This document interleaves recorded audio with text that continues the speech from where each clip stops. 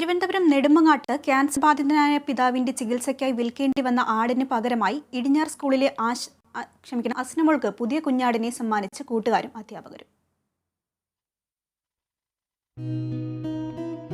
പരിമിതികൾ ഏറെയുണ്ട് ഇടിഞ്ഞാർ സർക്കാർ ട്രൈബൽ ഹൈസ്കൂളിന്.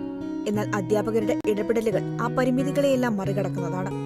അത്തരമൊരു ഇടപെടലാണ് സ്കൂളിലെ ആഗ്രഹപ്പെട്ടി എന്ന മാജിക് ബോക്സ്. സ്കൂളിലെ വിദ്യാർത്ഥികളുടെ ചെറിയ ആഗ്രഹങ്ങൾ കുറിപ്പായി എഴുതി സ്കൂളിൽ സ്ഥാപിച്ചിരിക്കുന്ന ബോക്സിൽ നിക്ഷേപിക്കാം. കുട്ടികളുടെ കുഞ്ഞു ആഗ്രഹങ്ങൾ അധ്യാപകർ മുൻകൈയെടുത്ത് സാധിച്ചു കൊടുക്കും. ഇങ്ങനെ ആഗ്രഹപ്പെട്ടിയിൽ അസ്നമോൾ എഴുതിയിട്ട് കുറിപ്പ് വായിച്ച അധ്യാപകരാണ് അസ്നമോളുടെ ആഗ്രഹം സഫലീകരിച്ചത്. അധ്യാപകർ ഒരു ആടിനെ വാങ്ങി നൽകി. സമ്മാനമായി കിട്ടിയ ആടിന് കുഞ്ഞാറ്റ എന്ന് പേരുമിട്ടു. സ്കൂളിലെ പരിമിതികൾ പോലെ തന്നെ ഇവിടുത്തെ കുട്ടികളും പരിമിതമായ സൗകര്യങ്ങളിൽ നിന്ന് വരുന്നവരാണ്. കുട്ടികളെ വലിയ സ്വപ്നങ്ങൾ കാണാൻ പ്രേരിപ്പിക്കുക എന്നതാണ് സ്കൂളിലെ ആഗ്രഹപ്പെട്ടി കൊണ്ട് ഉദ്ദേശിക്കുന്നത്. സ്കൂളിലെ ഭൂരിഭാഗം വിദ്യാർത്ഥികളും ആദിവാസി ഊരുകളിൽ നിന്നെത്തുന്നവരാണ്. കൈത്താങ്ങ കൂട്ടായ്മയുടെ സഹായത്തോടെയാണ് സ്കൂളിൽ ആഗ്രഹപ്പെട്ടി സ്ഥാപിച്ചത്.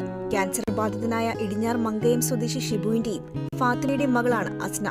ക്യാൻസർ രോഗം മൂർച്ഛിച്ചതിനെ തുടർന്ന് ഷിബു മരിച്ചിരുന്നു. പിതാവ് നഷ്ടപ്പെട്ട അസ്നയുടെ കുറിപ്പ് ഇതായിരുന്നു: എന്റെ കൂട്ടുകാരിയായിരുന്നു കുഞ്ഞാറ്റ ആട്, എനിക്ക് ഏറ്റവും പ്രിയപ്പെട്ടവൾ.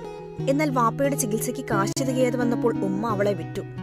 കുഞ്ഞാറ്റയെ വിറ്റതോടെ വലിയ സങ്കടത്തിലാണ് ഞാൻ. എനിക്കൊരു ആടിനെ വാങ്ങി നൽകാമോ?